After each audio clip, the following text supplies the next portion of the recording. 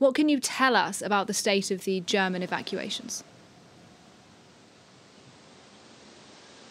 Well, it's not so much about evacuating German nationals. There's only a few dozen German nationals left in Afghanistan. The bigger question is also what will happen to local staff, to Afghan people who supported, who cooperated with the German army during the German army's presence in Afghanistan, which spans over nearly 2 decades.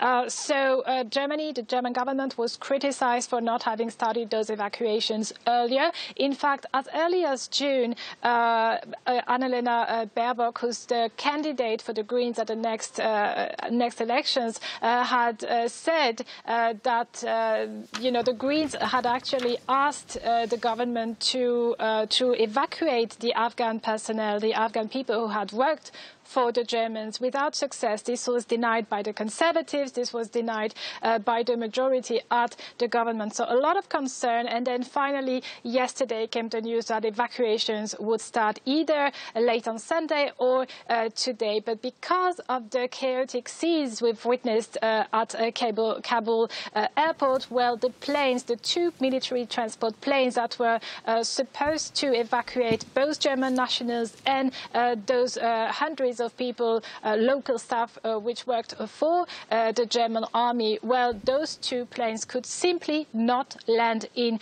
Kabul. There was also a third plane, military plane, that was actually a medical plane that was supposed to land. It also couldn't arrive. And both Armin Laschet, who's the Conservative candidate to the Chancellery, and Angela Merkel highlighted the fact that, in fact, the EU would simply not be able to evacuate without the help of the United States. Yeah, and you mentioned Armin Laschet there. He's been very critical of the NATO exit altogether.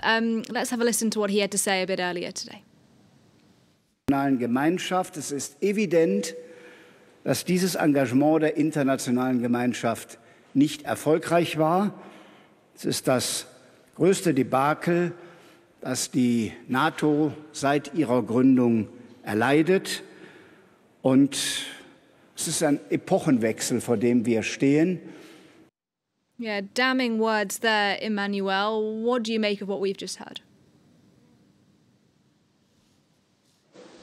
Well, Armin Laschet has also said that this was a political and a humanitarian disaster. He said that Germany had a moral obligation towards local staff that worked for the German army. So that's all words. That comes only weeks before the general elections, where he hopes to be elected Chancellor. But those words were also followed by a lot of references to 2015, with Armin Laschet also saying that Germany should not be expected to welcome more refugees, and that Germany should not repeat the mistakes, he said, of 2015. So I would say political considerations at the moment come before humanitarian considerations here in Germany. Emmanuelle Chaze for us there in Berlin. Thank you very much indeed.